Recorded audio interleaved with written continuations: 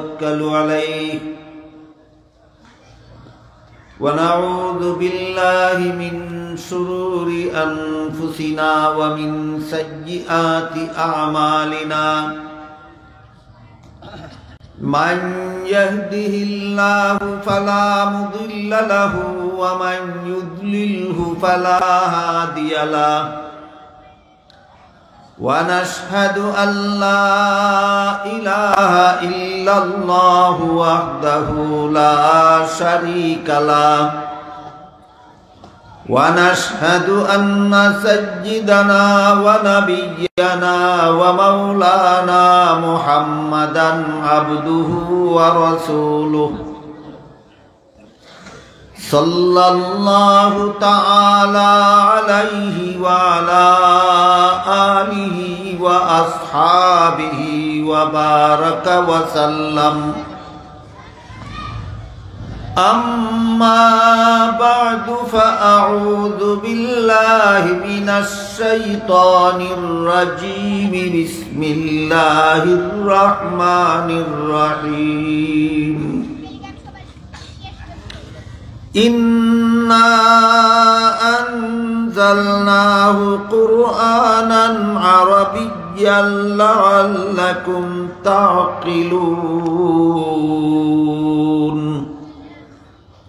بارك الله لنا ولكم في القرآن العظيم ونفعنا وإياكم بالآيات والذكر الحكيم শ্রদ্ধেয় সভাপতি মুহতারাম হাজিরিন, আজকে আপনাদের সামনে পবিত্র কোরআনের সূরা ইউসুফের 2 নম্বর আয়াত তিলাওয়াত করা হলো। প্রথম নম্বর আয়াত ছিল আলিফ লাম রা তিলকা আয়াতুল কিতাবিল মুবিন। সেখানে আলিফ লাম রা 3টি অক্ষরের ধারা, তাদের প্রশ্নের এক জবাব অতি সংক্ষেপে দেওয়া হয়ে গেছে। মুহাম্মাদুর রাসূলুল্লাহ সাল্লাল্লাহু আলাইহি ওয়াসাল্লাম সত্য নবী না মিথ্যা নবী এর জ্বলন্ত প্রমাণ আলিফ লাম রা। এই অক্ষরগুলি তোমরা শিখেছ কোনো উস্তাদের কাছে, তিনি কোনো উস্তাদের কাছে শিখেননি। কাজেই তিনি সত্য নবী না হলে এত সুন্দর কোরআন তিনি মন গড়া বানাতে পারতেন না। যিনি অক্ষর শিখছেন না, তিনি সেন্টেন্স বানাবেন কিভাবে? তাই আলিফ লাম রা হইল একটা প্রমাণ যে তিনি সত্য নবী। 2 নম্বর প্রমাণ হলো তিলকা আয়াতুল কিতাবিল মুবিন, প্রকাশ্য বিবরণ দানকারী কিতাবের আয়াত এগুলি। এটা 2 নম্বর প্রমাণ। এর অর্থ হলো কোরআনের আয়াতগুলি পরিষ্কার বিবরণ দানকারী। এই কথাটা তার নবুয়তের দলিল কিভাবে হয়? মুফাসসিরিনে কেরাম তাফসীরের কিতাবে লিখেছেন,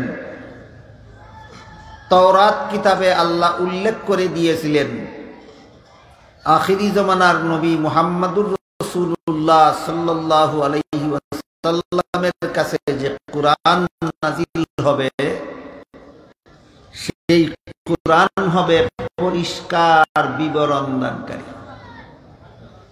সেখান থেকে ইহুদিরা জানতো যে শেষ নবী সত্য নবীর কাছে যে কোরআন নাযিল হবে, সেই কোরআন হবে পরিষ্কার বিবরণ দানকারী।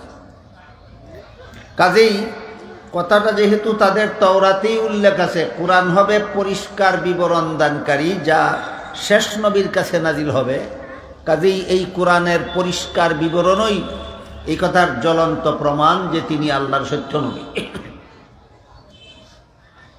3 নম্বর প্রমাণ স্বরূপ আল্লাহ পাক রব্বুল আলামিন দ্বিতীয় আয়াতে বলেন, ইন্না আনজালনাহু কুরআনান আরাবিয়্যান লাআল্লাকুম তাকিলুন। এই কোরআনকে আমি আরবি ভাষায় নাজিল করেছি যাতে তোমরা বুঝতে পারো। এটা হলো দ্বিতীয় আয়াত।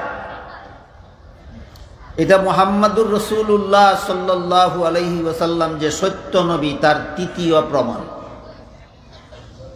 তৃতীয় প্রমাণ কিভাবে? আল্লাহ যে বললেন এই কোরআনকে আমি আরবিতে নাজিল করেছি যাতে তোমরা বুঝতে পারো। এখানে তোমরা বলতে আল্লাহ কাদেরকে সম্বোধন করেছেন? কাদেরকে বললেন যাতে তোমরা বুঝতে পারো? বিভিন্ন তফসিরের বিবরণ মতে, বিভিন্ন তফসিরের সারমর্ম মতে এখানে আল্লাহর সম্বোধন তিন দল মানুষের প্রতি হতে পারে। একদল হলো মদিনার ইহুদিরা যারা আরবি ভাষাভাষী ছিল এবং মুহাম্মাদুর রাসূলুল্লাহ সাল্লাল্লাহু আলাইহি ওয়াসাল্লাম সত্য নবী না মিথ্যা নবী তা প্রমাণের জন্য রাসূলকে প্রশ্ন করেছিল। এরা যেহেতু আরবি ভাষাভাষী ছিল, মদিনার প্রশ্নকারী ইহুদিরা, এই জন্য আল্লাহ এদেরকেই সম্বোধন করে বলেন যাতে তোমরা বুঝতে পারো। অর্থাৎ কুরআনের ভাষাও আরবি, হে প্রশ্নকারী ইহুদিরা তোমাদের ভাষাও আরবি।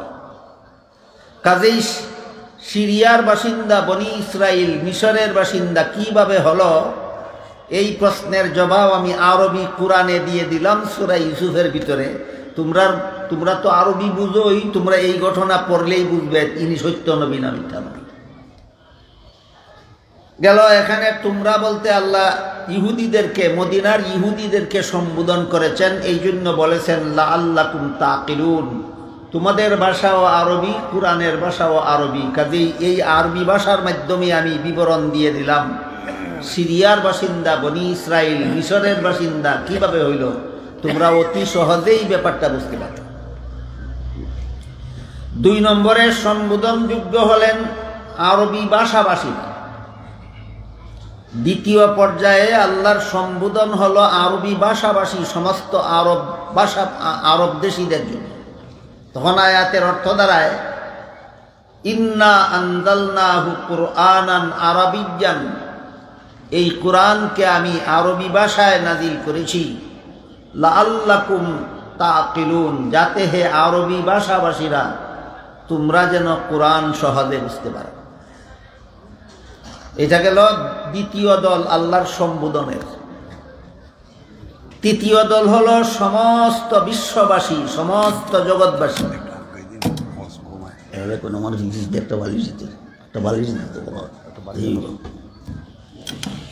তৃতীয় দল হলো সমস্ত বিশ্ববাসী। তখন আয়াতের অর্থ দাঁড়ায় এই কোরআনকে আমি আরবি ভাষায় নাজিল করেছি যাতে হে বিশ্ববাসীরা তোমরা বুঝতে পারো। এখন এই কথাটার মধ্যে একটা জটিলতা আছে, সেটা হলো সমস্ত বিশ্ববাসীর মাতৃভাষা তো আরবি নয়। তাহলে আল্লাহ কিভাবে বিশ্ববাসীকে সম্বোধন করে বলেন যে আমি কোরআন আরবি ভাষায় নাজিল করেছি যাতে তোমরা বুঝতে পারো?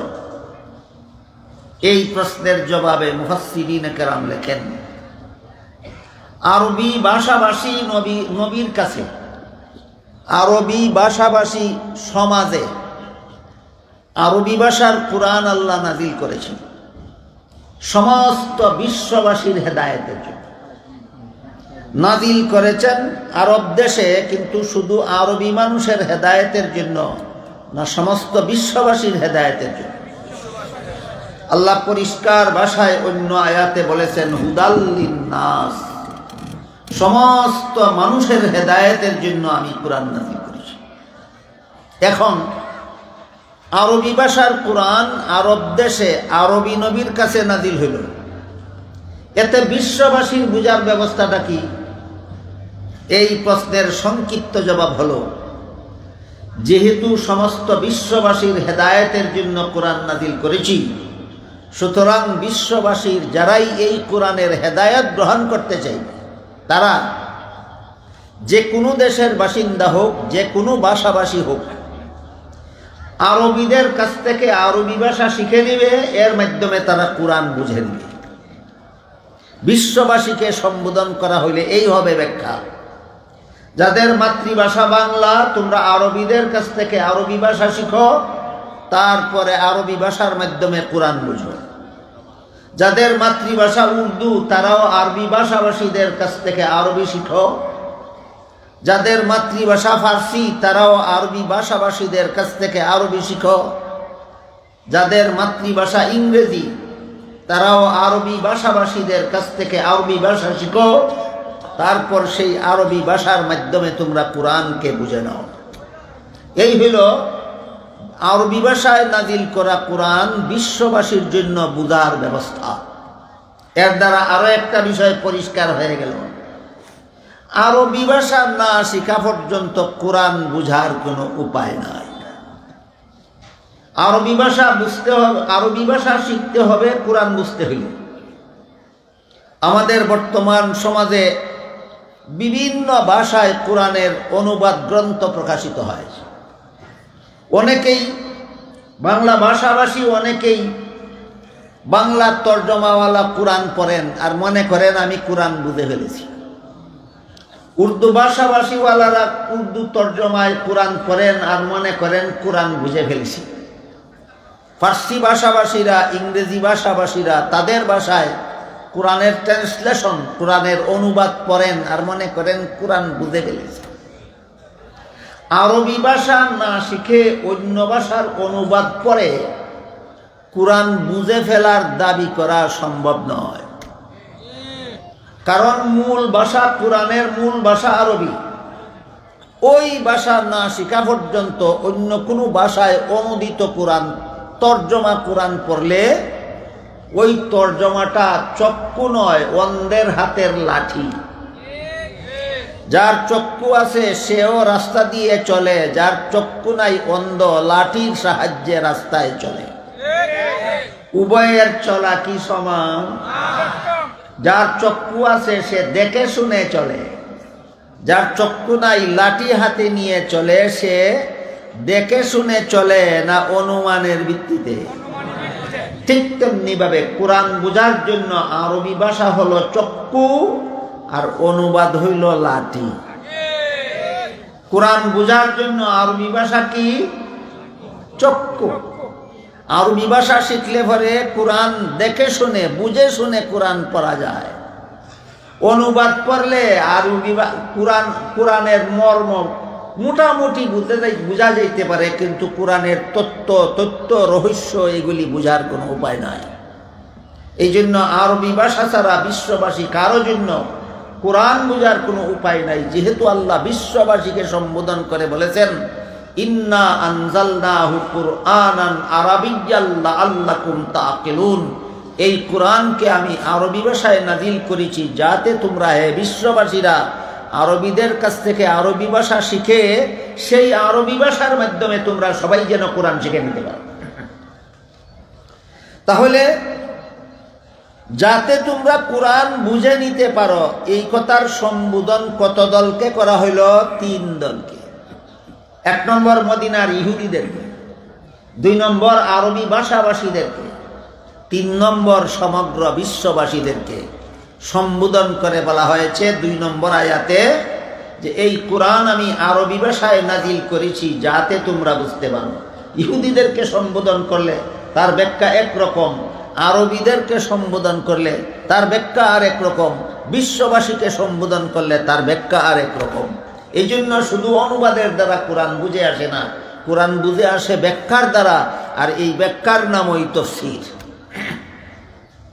এই প্রসঙ্গে আরবি ভাষা না বুঝলে যে কোরআনের মর্ম বোঝা সম্ভব, প্রায় অসম্ভব, এর একটা জ্বলন্ত প্রমাণ আমি আপনাদের সামনে তুলে ধরতে চাই। সেটা হলো ইউরোপের একজন সেরা স্বাস্থ্য বিজ্ঞানী ছিলেন, তার নাম ছিল doctor Maurice Bucaille. Doctor Maurice Bucaille খ্রিস্ট ধর্মে বিশ্বাসী ছিলেন। তিনি ধর্ম বিশ্বাসী ছিলেন খ্রিস্টান। তাই তিনি ইসলামের বিরুদ্ধে বিদ্বেষী ছিলেন,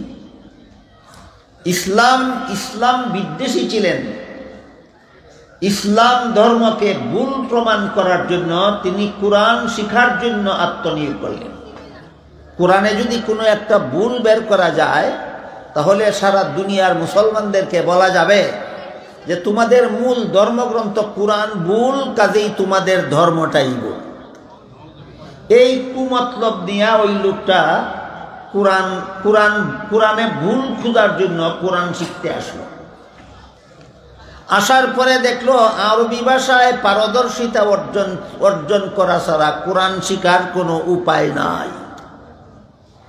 ওই ইউরোপের খ্রিস্ট ধর্মাবলম্বী লোকটা, ইংরেজি ভাষাভাষী লোকটাও কোরআন শিখতে এসে বুঝতে পারলো যে আরবি ভাষা না শিখা পর্যন্ত কোরআন বোঝার কোনো উপায় নেই। তাই সে সৌদি সরকারের সহযোগিতায় আগে আরবি ভাষা শিখে নিল, আরবি ভাষায় পারদর্শিতা অর্জন করল, তারপর কোরআন শিখা শুরু করল। শুরু থেকে শেষ পর্যন্ত 30 পারা কোরআন শিখল, কিন্তু কোনো একটা ভুল বের করতে পারল না। তার অসৎ উদ্দেশ্য ছিল একটা ভুল বের করতে পারলে মুসলমানদেরকে, সারা বিশ্বের মুসলমানদেরকে চ্যালেঞ্জ করে বলে দেওয়া যাবে যে তোমাদের মূল ধর্মগ্রন্থ কোরআনই ভুল, কাজেই তোমাদের ধর্মটাই ভুল। এমন অসৎ উদ্দেশ্য চরিতার্থ করার জন্য কোরআন শিখতে এসেছিল। এসে দেখলো আরবি ভাষা না শিখলে কোরআন শেখা যায় না। আরবি শিখলো, তারপরে কোরআন শিখলো, কিন্তু কোনো ভুল খুঁজে পেল না।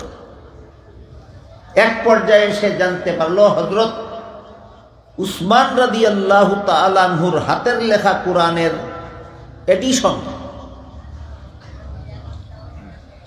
মিশরের জাদুঘরে না কোন দেশের জাদুঘরে সংরক্ষিত আছে। হযরত উসমান রাদিয়াল্লাহু আনহু 30 পারা কোরআন যে হাতের দ্বারা লিখেছিলেন, সেই হাতের দ্বারা লেখা পাণ্ডুলিপি সংরক্ষিত আছে বর্তমান বিশ্বের মিশরের জাদুঘরে।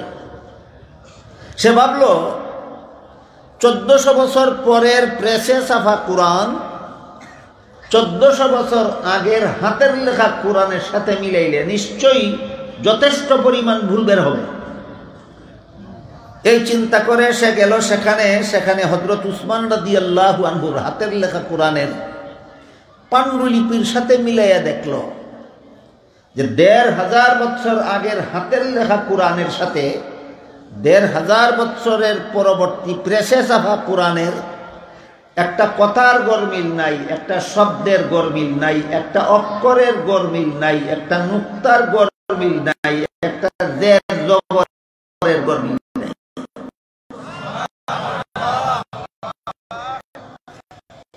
এই অবস্থায় নিজেই পরিমাণ হয়।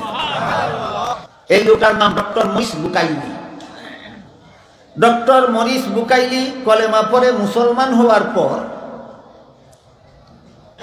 সারা বিশ্বে আলোড়ন সৃষ্টিকারী একটি গ্রন্থ রচনা করলেন।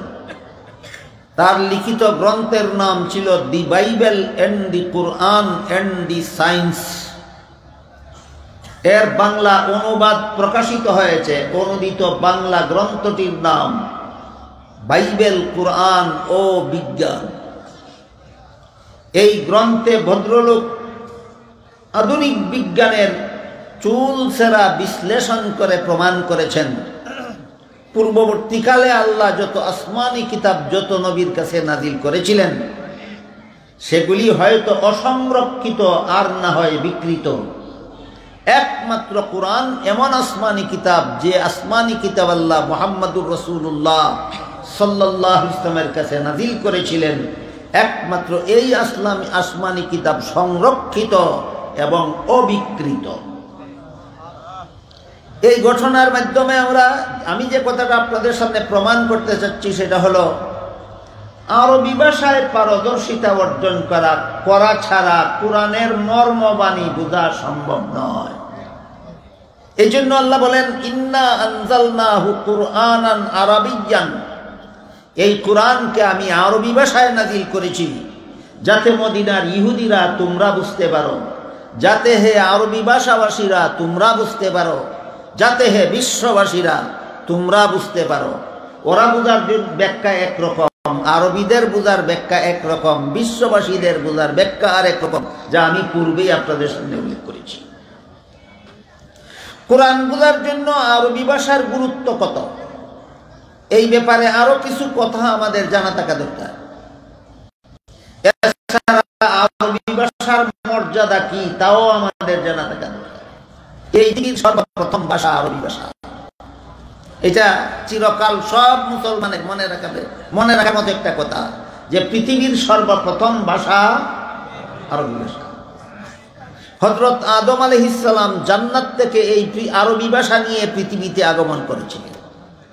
বুঝে থাকলে একটু দয়া করে বলুন তো, আদম আলাইহিস সালাম আরবি ভাষা পৃথিবীতে নিয়ে এসেছিলেন কোথা থেকে? এর আগেও দুনিয়াতে কোনো ভাষা চালু ছিল? কোন বাপের বেটার কাছে থাকতো? আদম আলাইহিস সালামের আগে পৃথিবীর কোন বাপের বেটার কাছে আর কোন ভাষা থাকতো? কাজেই এই পৃথিবীর সর্বপ্রথম ভাষা আরবি ভাষা। আদম আলাইহিস সালাম যখন জান্নাতে ছিলেন তখন আল্লাহর সাথে আরবি ভাষায় কথাবার্তা বলতেন। আল্লাহ পাক রব্বুল আলামিন আদম আলাইহিস সালাম জান্নাত থেকে বের হওয়ার আগে জান্নাতে আদমের সাথে আরবি ভাষায় কথাবার্তা বলতেন। মুফাসসিরিনে কেরাম তাফসীরের কিতাবে লিখেছেন এইসব ঘটনা প্রমাণ করে পৃথিবীতে যত ভাষা আছে সব ভাষাই আল্লাহর সৃষ্টি, কিন্তু আরবি ভাষা আল্লাহর কাছে সবচেয়ে বেশি প্রিয়। পৃথিবীর সমস্ত ভাষাই কার সৃষ্টি? আল্লাহর সৃষ্টি, কিন্তু সবচেয়ে প্রিয় ভাষা আল্লাহর কাছে কোনটা? এই জন্য আদমকে জান্নাতে দিয়ে আল্লাহ আদমের সাথে আরবিতে কথা বলেছেন। আদম জান্নাতে থাকাকালে আল্লাহর সাথে আদম আরবিতে কথা বলেছেন। আল্লাহ পাক রব্বুল আলামিন আদমকে বলেছিলেন, ইয়া আদম উসকুন আনতা ওয়া যাওজুকাল জান্নাতা ওয়া কুলা মিনহা রাগাদান হাইসু শিতুমা ওয়া লা তাকরাবা হাযিহিস শাজারা ওয়া লা তাকরাবা হাযিহিস শাজারাতা ফাতাকুনা মিনাজ জালিমিন। কোন ভাষা? এটা আল্লাহর কথা আদমের সাথে জান্নাতে থাকা। আল্লাহ জান্নাতে থাকাকালে আদমকে বললেন, হে আদম, তোমার স্ত্রীকে নিয়ে জান্নাতের যেখানে সেখানে বসবাস করো, সব রকমের ফলমূল খাও। আমি তো আপনাদেরকে বাংলা অর্থ করে বলছি, আল্লাহও কি বাংলা বলছিলেন না আরবি বলছিলেন?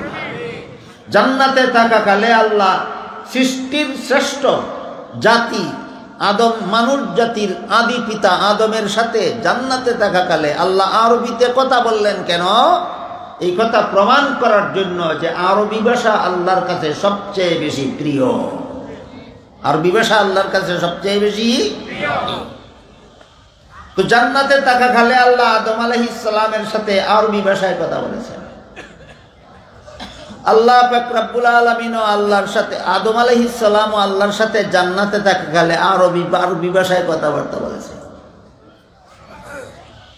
আরবি ভাষায় আদম আল্লাহর সাথে কথাবার্তা বলেছেন জান্নাতে থাকাকালে, কিন্তু ইবলিসের দুখায় পড়ে যেদিন আল্লাহর নিষিদ্ধ গাছের ফল খেয়েছিলেন, আল্লাহ পাক রব্বুল আলামিন নিষিদ্ধ গাছের ফল খাওয়ার কারণে আদমের অন্তর থেকে আরবি ভাষা ভুলিয়ে দিয়েছিলেন। আদম আরবি ভাষা ভুলে গেলেন। আল্লাহর প্রিয় ভাষা আরবি ভাষা, যে ভাষায় আল্লাহ আদমের সাথে কথা বলেন, আদমও আল্লাহর সাথে কথা বলেন, কিন্তু নিষিদ্ধ গাছের ফল খাওয়ার কারণে আদম আরবি ভাষা ভুলে গেলেন। এই অবস্থার মধ্যে আল্লাহ আদম আলাইহিস সালামকে জান্নাত থেকে বের করে পৃথিবীতে পাঠালেন। পৃথিবীতে আসার পরে আদম দীর্ঘদিন পর্যন্ত আল্লাহর কাছে কান্নাকাটি করে মাপ চাইলেন। এই মাপ চাওয়ার কারণে আর নিষিদ্ধ গাছের ফল খাওয়ার কারণে আবার কেউ আদমকে গুনাহগার মনে করবেন না। এখানে এটা আরেকটা আনুষঙ্গিক আলোচনা এসে যায়। আরবি ভাষার আলোচনাটা একটু সময়ের জন্য মুলতবি রেখে এই আনুষঙ্গিক আলোচনাটাও শেষ করি, যেন এই ঘটনার মাধ্যমে আবার কারো ভুল ধারণার সৃষ্টি হয়ে না যায়। আল্লাহ পবিত্র কোরআনের এক আয়াতে বলেন, লা ইয়ানালু আহদিজ জালিমিন। এর মর্মার্থ হলো, কোন গুনাহগারকে আমি নবী বানাই না, আর যাদেরকে নবী বানাই তারা কোনোদিন গুনাহ করে না। এটা আল্লাহর সামগ্রিক মূলনীতি, যেটাকে আরবি ভাষায় কাদায়ে কুল্লিয়া বলা হয়, বাংলায় বলা যায় সামগ্রিক মূলনীতি। এমন একটা মূলনীতি যেটা সকলের বেলায় প্রযোজ্য, এটার নাম সামগ্রিক মূলনীতি। বুঝে থাকতে বলুন তো, সামগ্রিক মূলনীতি অর্থ কি? যে মূলনীতি কি কয়েকজনের বেলায় প্রযোজ্য না সকলের বেলায় প্রযোজ্য। যে আল্লাহর নির্ধারিত এমন একটা মূলনীতি যা সমস্ত নবী রাসূলগণের বেলায় প্রযোজ্য। কি মূলনীতি? কোনো গুনাহগারকে আমি নবী বানাই না, আর যাদেরকে নবী বানাই তারা কোনোদিন গুনাহ করে না। এখন যদি আদম ইবলিসের দুকায় পড়ে নিষিদ্ধ গাছের ফল খাওয়াকে আপনি গুনার দ্বারা ব্যাখ্যা করেন, একজন নবীর একটা বিচ্ছিন্ন ঘটনাকে আপনি এমন ব্যাখ্যা করলেন যে ব্যাখ্যার দ্বারা আপনি আল্লাহর নির্ধারিত সামগ্রিক মূলনীতি ভেঙে ফেললেন। এটা আহলে সুন্নাত ওয়াল জামাতের মতাদর্শ নয়। আহলে সুন্নাত ওয়াল জামাতের মতাদর্শ হলো সামগ্রিক মূলনীতি বজায় রেখে ব্যাখ্যা করতে হবে। বিচ্ছিন্নভাবে বিক্ষিপ্তভাবে কোন নবীর নামের সাথে যদি গুনাহ শব্দের উল্লেখ হয়, তখন সেখানে গুনাহ শব্দটাকে মূল অর্থে ব্যবহার না করে রূপক অর্থে ব্যবহার করতে হবে। কেন? আল্লাহর নির্ধারিত সামগ্রিক মূলনীতি বজায় রাখার স্বার্থে। এটার নাম কায়দায়ে কুল্লিয়া। এই কথাটা অনেক যারা ওই সমস্ত পণ্ডিতেরা বুঝে না, যারা আহলে সুন্নাত ওয়াল জামাতের নীতিমালা বুঝে না, আহলে সুন্নাত ওয়াল জামাতের আদর্শ বুঝে না। কাজেই পরিষ্কার হয়ে গেল নিষিদ্ধ গাছের ফল খাওয়া আদমের গুনাহ ছিল না। তবে নিষিদ্ধ গাছের ফল খাওয়াকে কেন্দ্র করে আল্লাহ একদিকে আদমকে আরবি ভাষা ভুলিয়ে দিলেন, আরবি ভাষা ভুলে গেলেন। নিষিদ্ধ গাছের ফল খাওয়ার পরে তিনি আর আরবি ভাষায় কথা বলতে পারেন না। অপরদিকে নিষিদ্ধ গাছের ফল খাওয়ার কারণে আল্লাহ আদমকে জান্নাত থেকে বের করে পৃথিবীতে পাঠিয়ে দিলেন। এই যে সামান্য বিচ্যুতি হলো, এই জন্য পৃথিবীতে আসার পরে আদম আলাইহিস সালাম দীর্ঘদিন পর্যন্ত আল্লাহর কাছে কান্নাকাটি করলেন, মাফ চাইলেন। শেষ পর্যন্ত আল্লাহ পাক রব্বুল আলামিন যখনই আদম আলাইহিস সালামকে ক্ষমার ঘোষণা দিলেন, তখনই আবার আদম আরবি ভাষা স্মরণ হয়ে গেল। এই পৃথিবীতে আসার পরে যখন ওই আদম আবার নূতনভাবে আরবি ভাষা স্মরণ হয়ে গেল, তখন থেকেই আদম পৃথিবীতে আরবি ভাষায় কথা বলা শুরু করলেন। এইভাবে পৃথিবীর সর্বপ্রথম ভাষা আরবি ভাষা চালু হলো। ইতিহাস বুঝে থাকলে এবার বলুন, পৃথিবীর প্রথম ভাষা কোনটা? কার মাধ্যমে এই ভাষা পৃথিবীতে আগমন করেছিল? হযরত আদম আলাইহিস সালামের মাধ্যমে। তারপরে হযরত নূহ আলাইহিস সালাম, মুফাসসিরিন কেরাম তাফসীরের কিতাবে লিখেছেন, হযরত নূহ আলাইহিস সালাম দাওয়াত ও তাবলীগের কাজ করেছেন আরবি ভাষার মাধ্যমে। ইব্রাহিম আলাইহিস সালামের ছেলে ইসমাঈল আলাইহিস সালাম দাওয়াত ও তাবলীগের কাজ করেছেন আরবি ভাষার মাধ্যমে।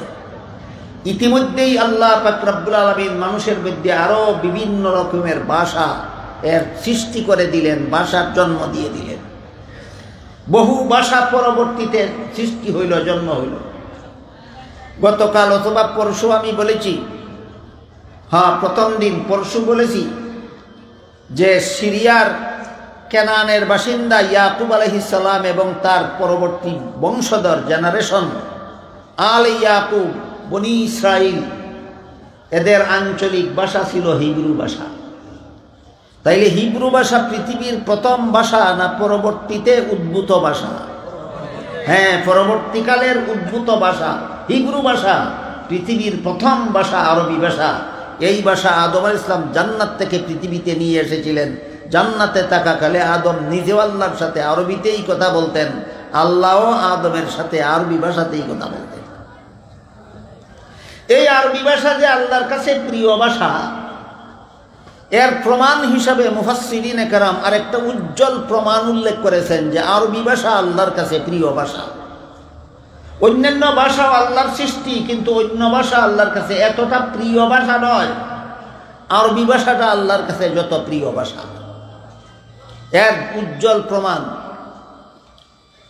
সর্বশ্রেষ্ঠ নবীর কাছে আল্লাহ পাক রব্বুল আলামিন সর্বশ্রেষ্ঠ আসমানি কিতাব নাজিল করেছেন।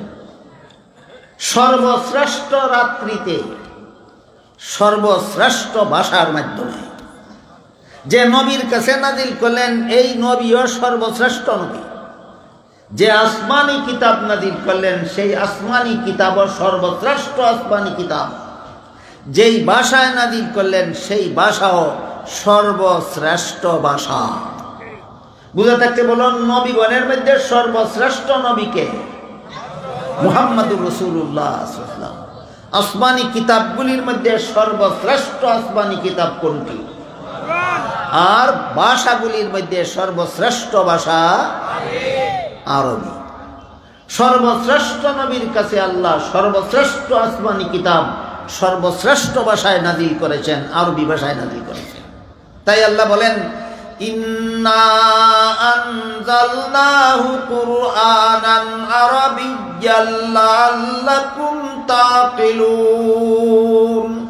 এই কোরআনকে আমি আরবি ভাষায় নাজিল করেছি যাতে মদিনার ইহুদিরা তোমরা বুঝতে পারো, যাতে আরবি ভাষাভাষীরা তোমরা বুঝতে পারো, যাতে বিশ্ববাসীরা তোমরা যাতে বুঝতে পারো। আরবি ভাষা ছাড়া যে কোরআন ভাষার কোনো কোরআন বুঝার কোনো উপায় নাই, এর আরেকটা প্রমাণ আমি আপনাদের সামনে তুলে ধরতে চাই। সেটা হলো, কোরআনের তাফসীর যারা করেন, অতীতে যারা কোরআনের তাফসীর করেছেন, বর্তমানে যারা করেন, ভবিষ্যতে কিয়ামত পর্যন্ত যারা করবেন, তাদেরকেই আরবি ভাষায় মুফাসসির বলা হয়। মুফাসসির মানে তাফসীরকারী। তাফসীর অর্থ ব্যাখ্যা। কোরআনের ব্যাখ্যা যিনি করবেন তাদেরকে কোরআনের ব্যাখ্যাকার বা কোরআনের তাফসীরকারী বা আরবি ভাষায় মুফাসসির বলা হয়। কোরআনের তাফসীরকারী বা মুফাসসিরগণের তিনটা স্তর আছে। প্রথম শ্রেণীর মুফাসসিরিনে কেরাম, দ্বিতীয় শ্রেণীর মুফাসসিরিনে কেরাম, তৃতীয় শ্রেণীর মুফাসসিরিনে কেরাম। চিরকাল স্মরণ রাখার মতো যত গুরুত্বপূর্ণ কথা আছে এর মধ্যে এইটা একটা কথা, কোরআনের তাফসীরকারকগণ কত স্তরে বিভক্ত? 3 স্তরে। প্রথম স্তরের মুফাসসির, দ্বিতীয় স্তরের মুফাসসির, তৃতীয় স্তরের মুফাসসির। আপনারা যারা আরবি ভাষা নিয়ে লেখাপড়া করেননি, আপনাদের জন্য বলছি, মুফাসসির হইল এক বচন আর মুফাসসিরিন হইল বহু বচন। একজন কোরআন ব্যাখ্যাকারকে মুফাসসির বলা হয়, অনেকজন কোরআন ব্যাখ্যাকারীদেরকে মুফাসসিরিন বলা হয়। কাজী একবার বলবো মুফাসসির আর একবার বলবো মুফাসসিরিন, এই উচ্চারণ ভেদের কারণে আপনাদের মধ্যে যেন কোনো ভুল বুঝাবুঝির সৃষ্টি না হয়। মুফাসসির বলতে একজন ব্যাখ্যাকারী বুঝবেন, মুফাসসিরিন বলতে অনেকজন ব্যাখ্যাকারী বুঝবেন। মুফাসসিরিনের 3টি স্তর আছে। প্রথম শ্রেণীর মুফাসসিরিনে কেরাম, দ্বিতীয় শ্রেণীর মুফাসসিরিনে কেরাম, তৃতীয় শ্রেণীর মুফাসসিরিনে কেরাম। এই 3 দল মুফাসসিরের পরিচয়। প্রথম শ্রেণী এবং দ্বিতীয় শ্রেণীর মুফাসসিরগণের জন্য 15 প্রকারের এলেমে পারদর্শী হওয়া জরুরি। একটা দুইটা এলেম না, 15 প্রকার এলেম। প্রথম শ্রেণীর মুফাসসিরগণকেও 15 প্রকারের এলেম জানতে হবে। দ্বিতীয় প্রকার মুফাসসিরদেরও 15টা এলেম জানা থাকতে হবে। 15 প্রকার এলেমে পারদর্শী হতে হবে। এই 15 প্রকার এলিমের মধ্যে 4টা এলিমের সম্পর্ক আরবি ভাষার সাথে। 15 প্রকার এলিমের মধ্যে 4টা এলিমের সম্পর্ক আরবি ভাষার সাথে। আরবি ভাষার সাথে সম্পর্কিত 4 এলিমের প্রথমটার নাম ইলমুল লুগাত, আরবি অভিধানের জ্ঞান। আরবি অভিধান জানা থাকতে হবে। 2 নম্বর ইলমুস সরফ, আরবি বাক্য বিন্যাস, শব্দ বিন্যাস শাস্ত্র। তৃতীয় প্রকার হইল এলমে নহু, আরবি বাক্য বিন্যাস শাস্ত্র। চতুর্থ প্রকার হইল এলমে বালাগত, আরবি অলঙ্কার শাস্ত্র। এবার আরবি নামগুলি বাদ দিয়া শুধু বাংলাগুলি। প্রথম শ্রেণী এবং দ্বিতীয় শ্রেণীর মুফাসসিরগণের জন্য যে 15 প্রকার এলেম রাখতে হবে, 15 প্রকার এলেমে পারদর্শী হতে হবে, এর মধ্যে 4 প্রকার এলিমের সম্পর্কই আরবি ভাষার সাথে। 1 নম্বর আরবি অভিধান, 2 নম্বর আরবি বাক্য বিন্যাস, 3 নম্বর আরবি শব্দ বিন্যাস, 3 নম্বর আরবি বাক্য বিন্যাস, 4 নম্বর আরবি অলঙ্কার শাস্ত্র। এই 4টা এলেমের সম্পর্কই আরবি ভাষার সাথে। এই 4 প্রকার আরবি ভাষার এই 4 প্রকার এলিম যে জানে না, সে কোনো রকমের মুফাসসির হতে পারে না। সর্বমোট কত প্রকার এলিমে পারদর্শী হতে হবে?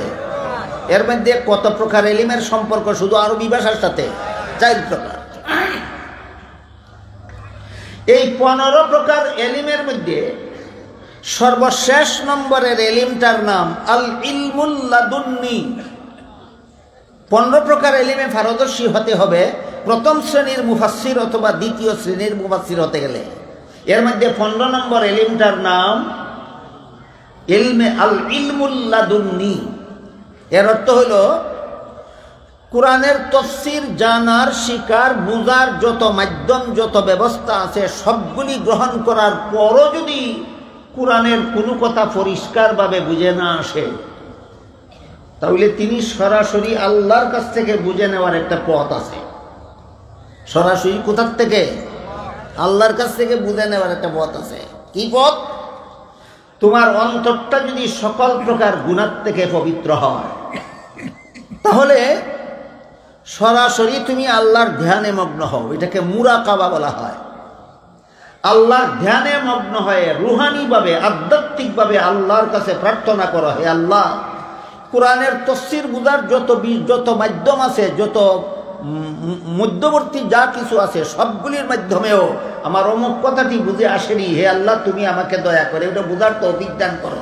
তখন আল্লাহ পাক রব্বুল আলামিন ইলহাম করবেন, তার অন্তরের মধ্যে ঢেলে দিবেন এই আয়াতের এই মর্ম।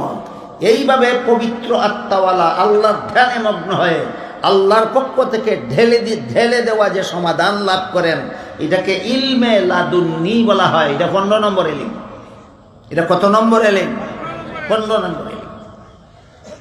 সুজা কথা মুফাসসিরে কোরআন হওয়া। 15 প্রকার ইলমে পারদর্শী না হলে প্রথম শ্রেণীর মুফাসসিরও হতে পারে না, দ্বিতীয় শ্রেণীর মুফাসসিরও হতে পারে না। বাকি রইল তাহলে প্রথম প্রকার মুফাসসিরে আর দ্বিতীয় প্রকার মুফাসসিরে ব্যবধান কি? প্রথম প্রকার মুফাসসিরে আর দ্বিতীয় প্রকার মুফাসসিরে ব্যবধানটা বোঝার জন্য আরেকটা জরুরি কথা আমাদের মনে রাখতে হবে যে কোরআনের সহিহ তাফসীর পাওয়া যায় কোথায়? কোরআনের এই প্রশ্নের জবাব হইল কোরআনের সহিহ তাফসীর পাওয়া যায় 6 ঠিকানায়। এই যে চিরকাল মনে রাখার মতো কথা আমাদের, যে কোরআনের সহিহ তাফসীর পাওয়া যায় কত ঠিকানায়? 6 ঠিকানায়। 6টা ঠিকানার নাম আগে আরবিতে বলি, তারপরে আপনারা যারা আরবি ভাষা নিয়ে লেখাপড়া করেননি আপনাদেরকে বাংলাটাও আমি ইনশাল্লাহ বলে দেব। কোরআনের সহিহ তাফসীর পাওয়ার 6 ঠিকানার আরবি নাম হইল, প্রথম নাম তাফসীরুল কুরআন বিল কুরআন, দ্বিতীয় ঠিকানা তাফসীরুল কুরআন বিল আহাদিসিন নববিয়্যা, তৃতীয় ঠিকানা তাফসীরুল কুরআন বি আসারিস সাহাবা, চতুর্থ ঠিকানা তাফসীরুল কুরআন বি আকওয়ালিত তাবিঈন, পঞ্চম ঠিকানা তাফসীরুল কুরআন বি ইজতিহাদিল মুজতাহিদিন, ষষ্ঠ ঠিকানা তাফসীরুল কুরআন বিল কাওয়াইদিল আরাবিয়্যা বিহাসবি মা ইয়াক্তাযিহি তাকাতুল বাশারিয়্যা। কত ঠিকানা? এবার বাংলা বলি শোনো। কোন সময় কোরআনের এক আয়াতের ব্যাখ্যা আর এক আয়াতে পাওয়া যায়, তখন কোরআনের তাফসীর কোরআনেই পাওয়া গেল। কোন সময় কোরআনের ব্যাখ্যা কোরআনে পাওয়া যায় না, নবীর হাদিসে পাওয়া যায়, তখন নবীর হাদিস হলো কোরআনের সহিহ তাফসীরের দ্বিতীয় ঠিকানা। কোন সময় কোরআনের কোন আয়াতের ব্যাখ্যা সাহাবায়ে কেরামের বিবরণে পাওয়া যায়, তখন কোরআনের সহিহ ব্যাখ্যার জন্য সাহাবায়ে কেরামের বিবরণ হইল তৃতীয় ঠিকানা। কোন সময় কোরআনের ব্যাখ্যা তাবেঈনের বিশ্লেষণে পাওয়া যায়, তখন তাবেঈনের বিশ্লেষণ হলো কোরআনের সহিহ ব্যাখ্যার চতুর্থ ঠিকানা। আর কোন সময় কোরআনের ব্যাখ্যা ইজতিহাদ করে বের করতে হয়। এই আলোচনাটা মনে হয় গতকাল গিয়েছিল। ইজতিহাদ কোরআন হাদিসের আলোকে এক বিশেষ প্রকারের গবেষণা, যেটাকে ইসলামের পরিভাষায় ইজতিহাদ বলা হয়। ইজতিহাদের মাধ্যমে কোরআনের ব্যাখ্যা উদ্ঘাটন করা, এটি হল কোরআনের সহিহ ব্যাখ্যার পঞ্চম ঠিকানা। আর আরবি ভাষা কোরআনের সহিহ ব্যাখ্যার ষষ্ঠ ঠিকানা। তাহলে কোরআনের সহিহ ব্যাখ্যার পঞ্চম ঠিকানা হইল ইজতিহাদ।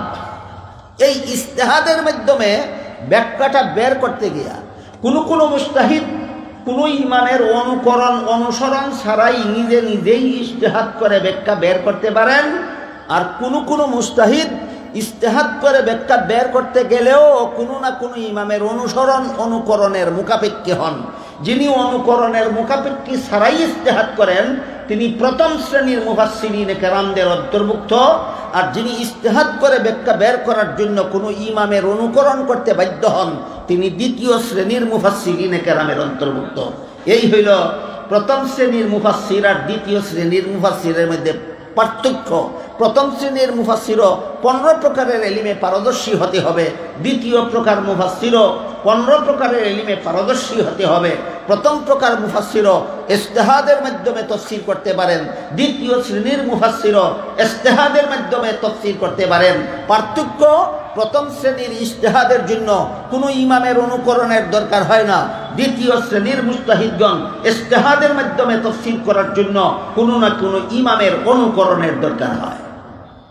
গেল 2 শ্রেণীর মুফাসসিরদের আলোচনা। এই উভয় শ্রেণীর সাথে আরবি ভাষার সম্পর্ক। 4 প্রকারের আরবি ভাষার 4 প্রকারের ইলম না থাকলে প্রথম শ্রেণীর মুফাসসিরও হতে পারবে না, দ্বিতীয় শ্রেণীর মুফাসসিরও হতে পারবে না। এবার তৃতীয় শ্রেণীর মুফাসসির। তৃতীয় শ্রেণীর মুফাসসিরদের জন্য 15 প্রকারের ইলমে পারদর্শী হওয়া জরুরি নয়, শুধুমাত্র কয়েকটা বিশেষণ থাকা জরুরি। এর মধ্যে একটা বিশেষণ হইল মোটামুটিভাবে আরবি ভাষায় পারদর্শী হতে হবে। ওই আবার তৃতীয় শ্রেণীর মুফাসসিরদেরও আরবি ভাষায় পারদর্শী হওয়ার শর্ত আছে। তৃতীয় শ্রেণীর মুফাসসিরগণ আরবি ভাষায় পারদর্শী না হলে তিনি মুফাসসির বলে গণ্য হতে পারবেন না। এই পর্যন্ত আমার কথা বুঝে থাকলে বলুন, যেই লোকটা আরবি ভাষা শিখল না, সে কোন ক্লাসের মুফাসসির হতে পারে? 3rd ক্লাসেরও না। আরবি ভাষা যে শিখল না, সে 3rd ক্লাসের কোরআন ব্যাখ্যাকারীও হতে পারে না। প্রথম শ্রেণীর মুফাসসিরদের জন্য আরবি ভাষায় পারদর্শী হওয়া শর্ত, দ্বিতীয় শ্রেণীর মুফাসসিরদের জন্য আরবি ভাষায় পারদর্শী হওয়া শর্ত, তৃতীয় শ্রেণীর মুফাসসিরদের জন্য আরবি ভাষায় পারদর্শী হওয়া শর্ত। সুতরাং আরবি ভাষায় পারদর্শিতা অর্জন করা ছাড়া মুফাসসিরে কোরআন হওয়ার চতুর্থ কোনো পথ নাই। কথাটা কি আমি আপনাদেরকে বুঝাতে পারলাম? যদি বুঝে থাকেন যে আরবি ভাষা ছাড়া, আরবি ভাষায় পারদর্শী হওয়া ছাড়া কোরআনের মুফাসসির হওয়ার কোনো পথ নাই, তাইলে যিনি আরবি ভাষা শিখেননি তিনি চাই বাংলা অনুবাদ পড়ুন, চাই উর্দু তর্জমা পড়ুন, চাই ইংলিশ ট্রান্সলেশন পড়ুন কোরআনের, তিনি যাই কিছু হন না কেন মুফাসসিরে কোরআন হতে পারেন না। তৃতীয় শ্রেণীর মুফাসসিরের বিশেষ গুণ হইল আরবি ভাষায় পারদর্শী হতে হবে আপনারও। 2 নম্বর গুণ তৃতীয় শ্রেণীর মুফাসসিরের, আপনি নূতন কোনো তাফসীর করতে পারবেন না। প্রথম 2 শ্রেণীর মুফাসসিরগণের তাফসীরের অনুকরণে ব্যাখ্যা করতে হবে। বলুন, তিনি নূতন কোনো ব্যাখ্যা করতে পারবেন না, প্রথম 2 শ্রেণীর অনুসরণে ব্যাখ্যা করতে হবে, প্রথম 2 শ্রেণীর অনুকরণে ব্যাখ্যা করতে হবে। কাজেই আপনার মধ্যে প্রথম শ্রেণীর মুফাসসিরগণের তাফসীর বুঝার যোগ্যতা থাকতে হবে, দ্বিতীয় শ্রেণীর মুফাসসিরগণের তাফসীর বুঝার যোগ্যতা থাকতে হবে। যারা প্রথম শ্রেণীর মুফাসসিরগণ কোন আয়াতের কি ব্যাখ্যা করলেন বুঝার যোগ্যতা রাখে না, যারা দ্বিতীয় শ্রেণীর মুফাসসিরগণ কোন আয়াতের কি ব্যাখ্যা করলেন বুঝার যোগ্যতা রাখে না, এরা 3rd ক্লাসের মুফাসসির হওয়ার যোগ্যতা রাখে না। তৃতীয় শ্রেণীর মুফাসসিরগণের 3 নম্বর গুণ, আপনি তো নূতন কোনো তাফসীর পেশ করতে পারবেন না, কিন্তু উদ্ভূত নূতন সমস্যার সমাধান 2 শ্রেণীর পুরাতন তাফসীরের আলোকে পেশ করতে হবে। এই যোগ্যতাগুলি যদি আপনার মধ্যে থাকে, আপনি 3rd ক্লাসের মুফাসসির হতে পারেন। এই আলোচনাটা কেন আপনাদের সামনে তুলে ধরলাম, একটু কঠিন আলোচনা, দেখলো তাফসীরের ক্লাসের ছাত্রদের জন্য বিশেষ দরকারি, আপনাদের জন্য তেমন দরকারি ছিল না। তুললাম কেন? এই কথাটা বোঝার জন্য যে আরবি ভাষায় পারদর্শিতা অর্জন করা ছাড়া প্রথম শ্রেণীর মুফাসসির হওয়া যায় না, আরবি ভাষায় পারদর্শিতা অর্জন করা ছাড়া দ্বিতীয় শ্রেণীর মুফাসসির হওয়া যায় না, আরবি ভাষায় পারদর্শিতা অর্জন করা ছাড়া 3rd ক্লাসের মুফাসসির হওয়া যায় না। সুতরাং যারা আরবি ভাষায় পারদর্শিতা অর্জন করেনি, এরা কোনো মুফাসসিরে কোরআন হতে পারে না। তাই আল্লাহ পাক রব্বুল আলামিন বলেন, ইন্না নাহনু নাযালনা যিকরা ওয়া ইন্না আনজালনাহু কুরআনান আরাবিয়্যান লাআল্লাকুম তাকিলুন। এই কোরআনকে আমি আরবি ভাষায় নাযিল করেছি যাতে তোমরা কোরআন বুঝতে পারো। এতক্ষণের কথা বুঝে থাকলে বলুন, কোরআন বুঝার জন্য কোন ভাষা অপরিহার্য? আরবি ভাষা অপরিহার্য। আল্লাহ পরিষ্কার বলেছেন কোরআন আরবিতে নাজিল করেছি তোমাদের বোঝার জন্য। কাজেই কোরআন বুঝতে হলে আরবি লাগবে, আরবি ভাষা ছাড়া কোরআন বোঝা যাবে না। কোরআন বোঝার জন্য আরবি ভাষা ছাড়া কোনো বিকল্প ব্যবস্থা নাই। এবার আর একটা আনুষঙ্গিক কথা বলতে চাই। আমরা যারা আপনাদের সামনে তাফসীরুল কোরআন সম্মেলনে বসি এবং তাফসীর করি, এই কথাটা মঞ্চ থেকে ঘোষণা দেওয়া হয়, কমিটির পক্ষ থেকে ঘোষণা দেওয়া হয় অমুকে তাফসীর করবেন, তমুকে তাফসীর করবেন। আসলে আমি এবং আমার মতো যারা, আমার থেকে যোগ্য যারা, তাদের কথা বলছি না, আমি এবং আমার মতো যারা, আমরা তৃতীয় শ্রেণীর মুফাসসির না। তাহলে আমরা কি করি? আমরা করি শুধু এইটা যে তিন শ্রেণীর মুফাসসিরগণ যা লিখে গেছেন ওইখান থেকে বাছাই করে কিছু কথা আপনাদের সামনে পেশ করি মাত্র। তাহলে আমরা সত্যই মুফাসসিরে কোরআন না মুফাসসিরে কোরআনের তাফসীরগুলি শুধু আপনাদের সামনে পেশ করি? আমরা মাত্র পেশকারী। ওই যে আদালত আছে পেশকারই বিচার করে না, বিচারের নথিপত্র পেশ করে। এই পেশ করে দিকে পেশকার যেমন পেশ করে মূল নথিপত্র, হাকিমের নির্দেশিত লেখাপড়া পেশ করা তার দায়িত্ব, সে বিচারক নয়। আমি এবং আমার মতো যারা আপনাদের সামনে তাফসীরের নামে বসি, আমি প্রথম শ্রেণীর মুফাসসিরও না, দ্বিতীয় শ্রেণীরও না, তৃতীয় শ্রেণীরও না। আমরা শুধু ওই তিন শ্রেণীর মুফাসসিরগণ কোন আয়াতের ব্যাখ্যায় কে কি বললেন ওগুলি চয়ন করে করে বাছাই করে করে আপনাদের সামনে পেশ করি। বলুন আমরা বিচারক না পেশকার? এই কারণে কেউ যেন মনে না করেন যে আমি মুফাসসিরে কোরআন হয়ে গেলাম। মুফাসসিরে কোরআন হওয়া চারটিখানি কথা নয়। মুফাসসিরে কোরআন হওয়া এত সহজ ব্যাপার নয়। এই জন্য আল্লাহ পাক রব্বুল আলামিন পরিষ্কার করে বলে দিলেন, ইন্না আনজালনাহু কুরআনান আরাবিয়্যাল লাআল্লাকুম তাআকিলুন। এই কোরআনকে আমি আরবি ভাষায় নাজিল করেছি যাতে তোমরা বুঝতে পারো, অনুধাবন করতে পারো। এরপরে সূরা ইউসুফের 2 নম্বর আয়াত সম্পর্কে আজকে সামান্য আলোচনা হইল। এর সারমর্ম হইল কোরআন বোঝার জন্য আরবি ভাষায় পারদর্শী হওয়া জরুরি। কোরআন বোঝার জন্য আরবি ভাষায় পারদর্শী হওয়া জরুরি।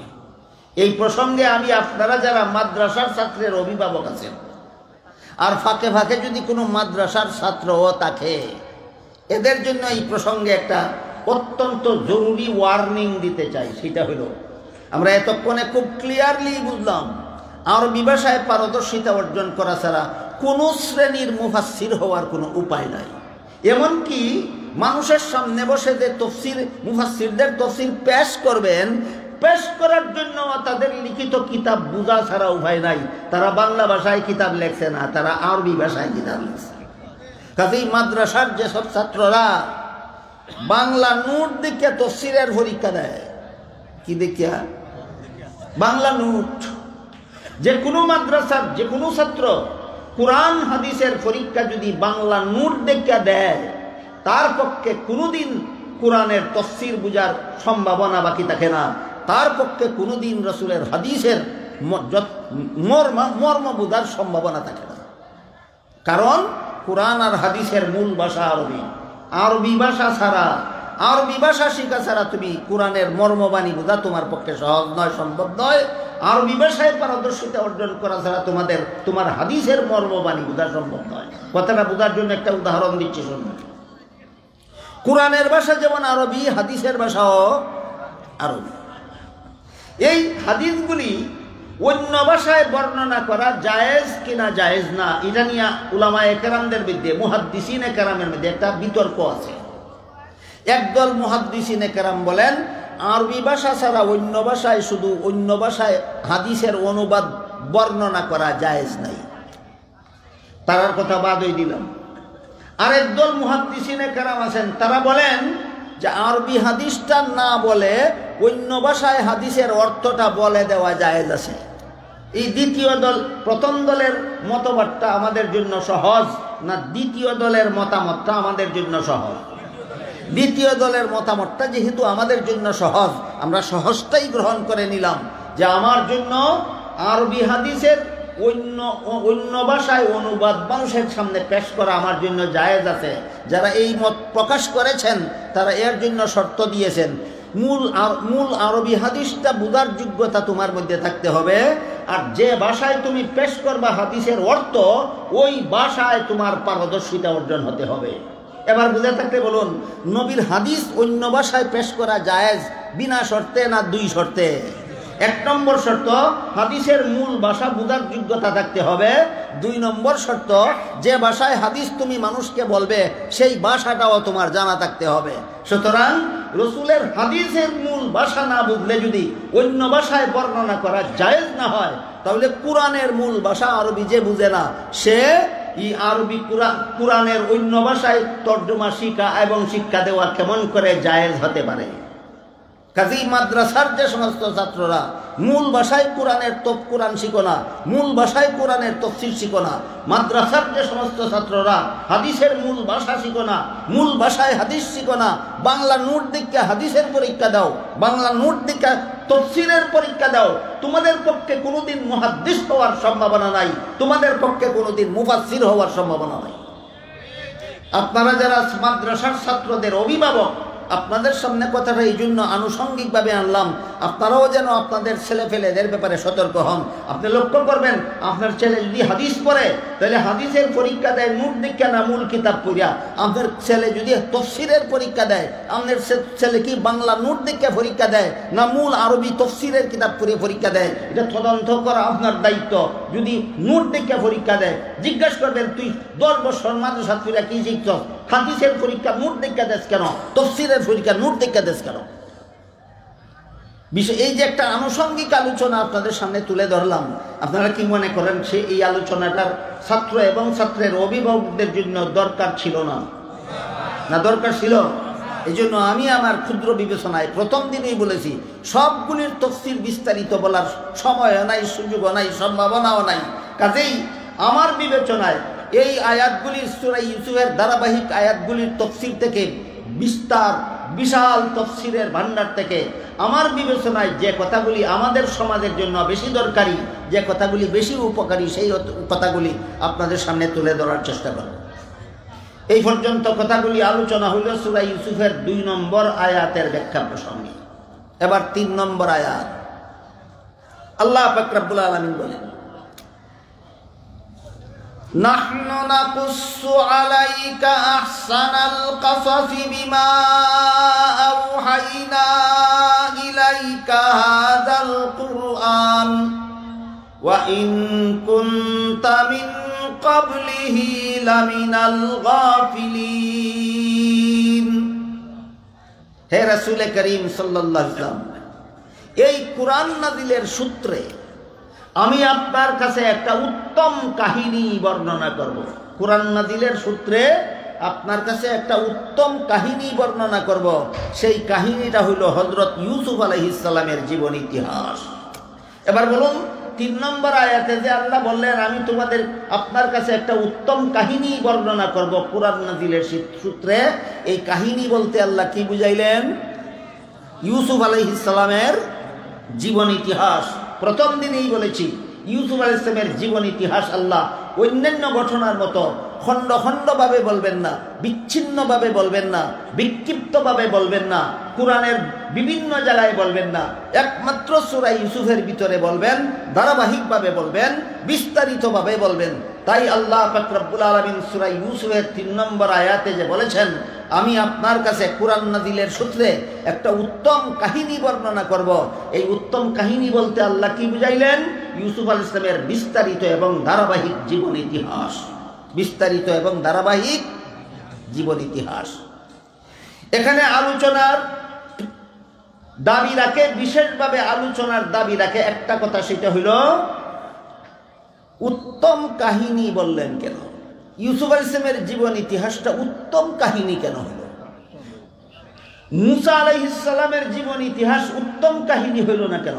ঈসা আলাইহিস সালামের জীবন ইতিহাস কে আল্লাহ কোরআনে উত্তম কাহিনী বললেন না কেন? জাকারিয়া আলাইহিস সালামের জীবন ইতিহাসকে উত্তম কাহিনী বললেন না কেন? আদম আলাইহিস সালামের জীবন ইতিহাসকে উত্তম কাহিনী বললেন না কেন? একমাত্র ইউসুফ আলাইহিস সালামের জীবন ইতিহাসকে আল্লাহ এই সূরা ইউসুফের ৩ নম্বর আয়াতে উত্তম কাহিনী বলে আখ্যায়িত করলেন কেন? এই প্রশ্নের জবাবে মুফাসসিরিনে কেরাম যত কারণ উল্লেখ করেছেন, যত কারণে আল্লাহ ইউসুফ আলাইহিস সালামের জীবন ইতিহাসকে সূরার ৩ নম্বর আয়াতে উত্তম কাহিনী বলে আখ্যায়িত করেছেন, এর মধ্যে যত কারণে এই ঘোষণাটা দিয়েছেন, এর মধ্যে বিভিন্ন তাফসীরের কিতাব ঘাটাঘাটি করে আমি 30টা কারণ এক কাগজে লিখে এনেছি। কত কারণে? 30টা কারণ। 30টা শিক্ষণীয় বিষয় এই সূরার ভিতরে এই সূরার ভিতরে আলোচিত হয়েছে। ইউসুফ আলাইহিস সালামের জীবন ইতিহাসের ভিতরে 30টা বিষয় অত্যন্ত জরুরি এবং শিক্ষণীয় আলোচিত হয়েছে। এতগুলি জরুরি বিষয় আর কোনো কাহিনীর ভিতরে আলোচনা হয়নি। এই জন্য আর কোনো কাহিনীকে আল্লাহ উত্তম কাহিনী না বলে একমাত্র হযরত ইউসুফ আলাইহিস সালামের জীবন ইতিহাসকে উত্তম কাহিনী বলে আখ্যায়িত করেছেন। কতটা বিষয় আলোচনা করেছেন? 30টা। তাও আমি বিভিন্ন তাফসীরের কিতাব ঘেঁটে ঘুঁটে 30টা সংক্ষিপ্ত আকারে লিখে এনেছি। একটা একটা করে আপনাদেরকে শোনাবো। আর বিস্তারিতভাবে লিখতে থাকলে 7 দিনেও এর কারণ বলে শেষ করা যাবে। যে 30টা বিষয় এই সূরার ভিতরে আলোচিত হওয়ার কারণে আল্লাহ এটাকে উত্তম কাহিনী বলে আখ্যায়িত করেছেন। এর মধ্যে 1 নম্বর বিষয় হইল এই সূরার ভিতরে আল্লাহর একত্ববাদ এবং শিরিকবাদের ধ্বংসাত্মক পরিণামের আলোচনা করেছেন। 1 নম্বর আলোচ্য বিষয় আল্লাহর একত্ববাদের সুফল এবং শিরিকবাদের কুফল। 2 নম্বর বিভিন্ন নবী রাসূলগণের বর্ণনা প্রসঙ্গে আল্লাহ পাক রব্বুল আলামিন এই সূরার ভিতরে নবীগঞ্জে বেগুনাহ এই কথাটা বিভিন্ন দলিল প্রমাণের দ্বারা সাব্যস্ত করেছেন। আমি আগে কথা প্রসঙ্গে আপনাদেরকে বেগুনাহ হওয়ার একটা মূল দলিল উল্লেখ করেছি। আল্লাহ বলেছেন যারা গুনাহ করে তাদেরকে নবী বানাই না, আর যাদেরকে নবী বানাই এরা জীবনে কোনোদিন গুনাহ করে না। এটা একটা বিচ্ছিন্ন ঘটনা না সামগ্রিক মূলনীতি? এই ব্যাপারটা আল্লাহ এই সূরার ভিতরে যথেষ্ট পরিমাণ আলোচনা করেছেন। 3 নম্বর আল্লাহর নেককার বান্দাগণের বৈশিষ্ট্য এই সূরার ভিতরে আল্লাহ আলোচনা করেছেন। আল্লাহর নেককার বান্দাগণের বৈশিষ্ট্য। নেককার বান্দাগণের বৈশিষ্ট্য কি? অতীত জীবনে যত গুনাহ খাতা করেছিল যথারীতি তওবা করে ছেড়ে দেয়, পরবর্তীতে আর ওই গুনাহগুলির অভ্যাস ফিরার আগেই এই নেককার অবস্থায় দুনিয়ার থেকে বিদায় হয়ে যায়। এটা নেককার বান্দাগণের বৈশিষ্ট্য। এই বিষয়টা আল্লাহ পাক রব্বুল আলামিন 3 নম্বরে এই সূরার ভিতরে আলোচনা করেছেন। এই জন্য সূরাকে উত্তম কাহিনী বলে আখ্যায়িত করেছেন। 4 নম্বরে আলেম উলামাদের বৈশিষ্ট্য এবং তাদের দায়িত্ব কর্তব্য সম্পর্কে আল্লাহ এই সূরার ভিতরে আলোচনা করেছেন। এই জন্য আল্লাহ এই সূরার ঘটনাকে উত্তম কাহিনী বলে আখ্যায়িত করেছেন। 5 নম্বরে মানুষের ব্যক্তি জীবন গঠনের আলোচনা করেছেন এই সূরার ভিতরে। 6 নম্বর মানুষের পারিবারিক জীবন গঠনের আলোচনা করেছেন এই সূরার ভিতরে। 7 নম্বর মানুষের সামাজিক জীবন গঠনের আলোচনা করেছেন এই সূরার ভিতরে। 8 নম্বর মানুষের রাষ্ট্রীয় জীবন গঠনের আলোচনা করেছেন এই সূরার ভিতরে। 9 নম্বর মানুষের আন্তর্জাতিক জীবন গঠনের আলোচনা করেছেন এই সূরার ভিতরে। 10 নম্বর মানব দানব নারী পুরুষ ও জীব জন্তুর আলোচনা করেছেন এই সূরার ভিতরে। মানবেরও আলোচনা হয়েছে, দানবেরও আলোচনা হয়েছে, নারীরও আলোচনা হয়েছে, পুরুষেরও আলোচনা হয়েছে, জীব জন্তুরও আলোচনা করেছেন আল্লাহ এই সূরার ভিতরে। এই জন্য আল্লাহ এই সূরার ঘটনাকে উত্তম কাহিনী বলে আখ্যায়িত করেছেন। 11 নম্বর কুচক্রী নারীরা, যে সমস্ত নারীরা কুচক্রী হয়ে থাকে, এই সমস্ত কুচক্রী নারীদের কুচক্রান্তের ধরন কেমন হয় এবং নারীদের কুচক্রান্ত থেকে পুরুষের আত্মরক্ষার ব্যবস্থা কি হয় তা আল্লাহ এই সূরার ভিতরে আলোচনা করেছেন। এই জন্য আল্লাহ এই সূরার কাহিনীকে উত্তম কাহিনী নামে আখ্যায়িত করেছেন। 12 নম্বরে ইসলামী জীবন ব্যবস্থা আল্লাহ এই সূরার ভিতরে আলোচনা করেছেন। 13 নম্বর আদর্শ রাজনীতি ও ভ্রান্ত রাজনীতির পার্থক্য আল্লাহ এই সূরার ভিতরে আলোচনা করেছেন। 14 নম্বর সফল অর্থনীতি ও ব্যর্থ অর্থনীতির পার্থক্য আল্লাহ এই সূরার ভিতরে বর্ণনা করেছেন। 15 নম্বর, ইহকালের ইহজীবন সম্পর্কে আল্লাহ কোরআনে এই সূরার ভিতরে আলোচনা করেছেন। 16 নম্বরে, পরকালীন জীবন নিয়ে আল্লাহ এই সূরার ভিতরে আলোচনা করেছেন। 17 নম্বর, অত্যাশ্চর্য ঘটনা, যেই ঘটনা শুনলে পৃথিবীর কোনো নাটক নোবেলকে পর্যন্ত হার মানায়, এমন মজার এমন আশ্চর্যজনক ঘটনা এই সূরার ভিতরে আল্লাহ বর্ণনা করেছেন। 17 নম্বর গেল। 18 নম্বর, ইতিহাস আল্লাহ এই সূরার ভিতরে আলোচনা করেছেন। 19 নম্বর, আল্লাহ এই সূরার ভিতরে ভূগোলেরও আলোচনা করেছেন। প্রথম দিনের কথা যদি আপনাদের কারো মনে থাকে, ভূগোলের আলোচনা কিভাবে হইল এর একটু ইঙ্গিত দিচ্ছি, শুনুন। হযরত নূহ আলাইহিস সালামের সাম নামক ছেলে পৃথিবীর যে এলাকা আবাদ করেছিল, ওই এলাকাকে মুলকে সাম বলা হতো। পরবর্তীতে সেটাকে শাম দেশ বলা হতো। আধুনিক বিশ্বের মানচিত্রে সেটাকে সিরিয়া বলা হয়। এই সিরিয়ার বাসিন্দা বনি ইসরাইল কিভাবে হলো? এরা তো মিশরের বাসিন্দা, এরা তো সিরিয়ার বাসিন্দা ছিল, মিশরের বাসিন্দা কিভাবে হলো? প্রশ্নের জবাব দিতে গিয়ে আল্লাহ এই সূরার ভিতরে ভূগোলেরও আলোচনা করেছেন। এই সূরার ভিতরে ইতিহাসেরও আলোচনা আছে, এই সূরার ভিতরে ভূগোলেরও আলোচনা আছে। 19 নম্বর গেল। 20 নম্বর, আত্মা পবিত্রকরণের গুরুত্ব ও প্রয়োজনীয়তা আল্লাহ এই সূরার ভিতরে আলোচনা করেছেন। 21 নম্বর, প্রেমিক প্রেমাস্পদ সম্পর্কেও আল্লাহ এই সূরার ভিতরে আলোচনা করেছেন। 22 নম্বর, অসৎ নারীর চক্রান্ত ও তার প্রতিকারের আলোচনা এই সূরার ভিতরে করেছেন। 23 নম্বর, উন্নয়নশীল কৃষিকাজের বিবরণ আল্লাহ এই সূরার ভিতরে আলোচনা করেছেন। 24 নম্বর, উন্নয়নশীল ব্যবসায়ের আলোচনা আল্লাহ এই সূরার ভিতরে করেছেন। 25 নম্বর, সৎ উপায়ে চাকরি করার ব্যবস্থা আল্লাহ এই সূরার ভিতরে আলোচনা করেছেন। 26 নম্বর, নেতা নির্বাচনের নীতি। 26 নম্বর, নেতা নির্বাচনের নীতি আল্লাহ এই সূরার ভিতরে আলোচনা করেছেন। আপনাদের অনেকের স্মরণ থাকলে থাকতে পারে, না থাকলে নাও থাকতে পারে। হযরত হাফিজজি হুজুর রহমতুল্লাহি আলাইহি এক নির্বাচনে নেতা পরিবর্তনের দাবির প্রেক্ষিতে বলেছিলেন, শুধু নেতা পরিবর্তন করলে হবে না, নীতি সংশোধন করতে হবে। নেতা পাল্টাইলেই দেশে শান্তি হবে না, নীতি, ভ্রান্ত নীতির পরিবর্তে শুদ্ধ নীতি প্রবর্তন করা ছাড়া সমাজে শান্তির কোনো বিকল্প পথ নাই। এই বিষয়টাও আল্লাহ এই সূরার ভিতরে আলোচনা করেছেন। 27 নম্বর, দুর্নীতি, জালিয়াতি ও চক্রান্তের প্রতিরোধ ব্যবস্থা।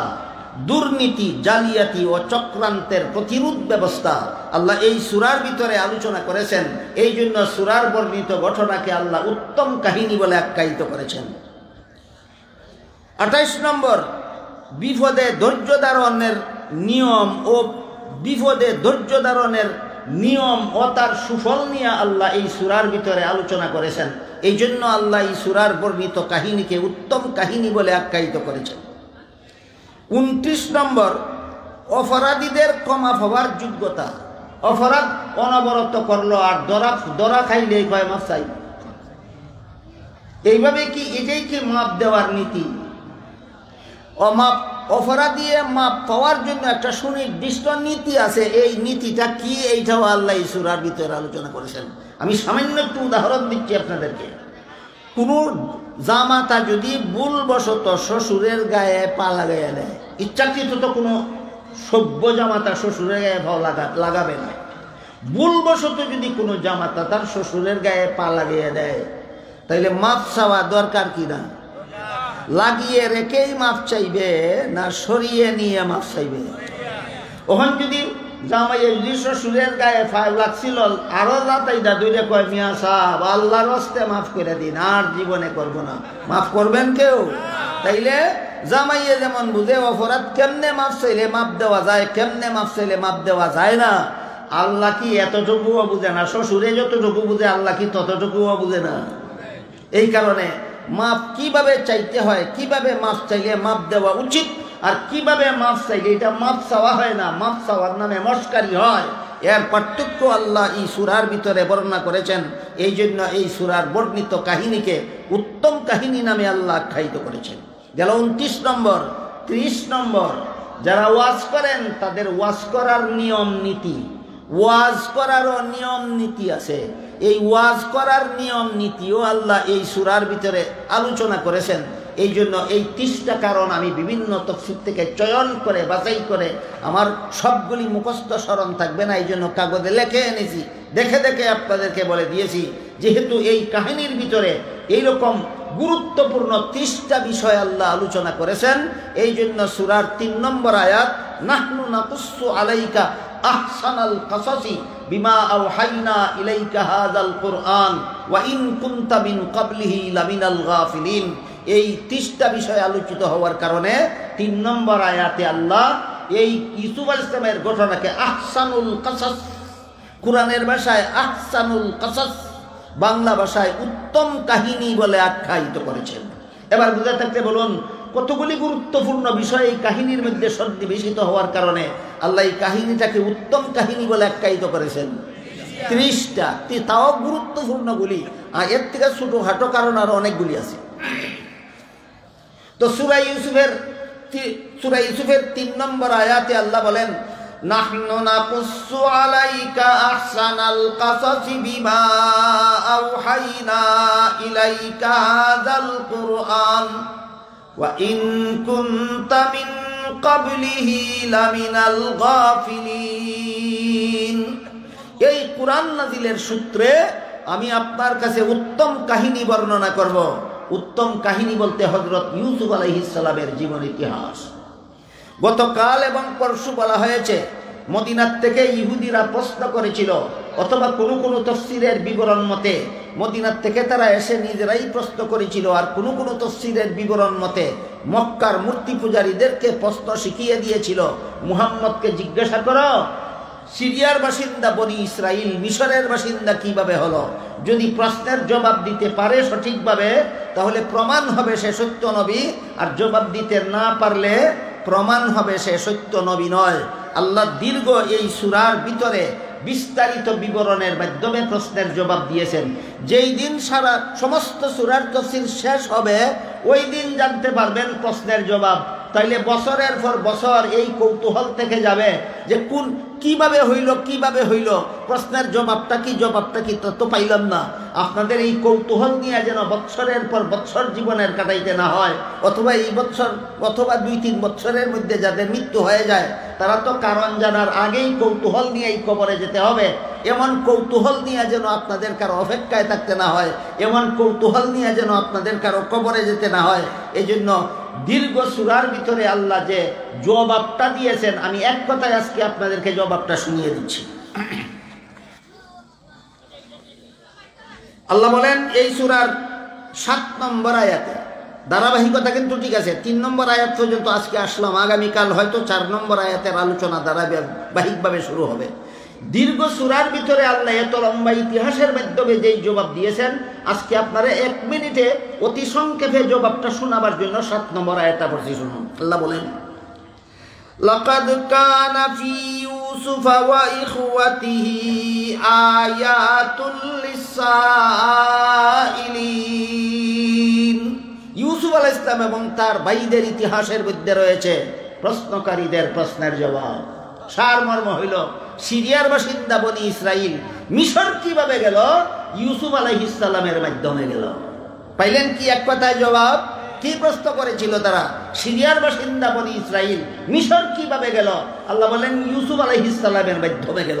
ইউসুফ আলাইহিস সালাম সিরিয়ার বাসিন্দা ছিলেন, এতে তার বড় 10 ভাইয়ে উনাকে ব্যবসায়ীদের কাছে বিক্রি করে দিয়েছিল। ব্যবসায়ীরা তাকে মিশরের বাজারে নিয়ে গোলাম বলে বিক্রি করে দিয়েছিল। তিনি মিশরের বাজারে মিশরের প্রধানমন্ত্রী তাকে কিনে নিয়েছিল, রাজকীয়ভাবে লালন পালন করছিল। পরবর্তীতে তিনি মিশরের বাদশা হয়ে গেছিলেন। মিশরের বাদশা হওয়ার পরে সিরিয়াতে তার বংশ বুনিয়াদের যারাই ছিল সবাইকে মিশরে নিয়ে পুনর্বাসিত করেছিলেন। এই ঘটনার মাধ্যমে অর্থাৎ ইউসুফ আলাইহিস সালামের এই দেশান্তর হওয়ার মাধ্যমে সিরিয়ার বাসিন্দা বনি ইসরাইলের বাসিন্দা হল। আপনারা কি এই দীর্ঘ সূরার বর্ণিত জবাব এক কথায় পাইয়া গেলেন?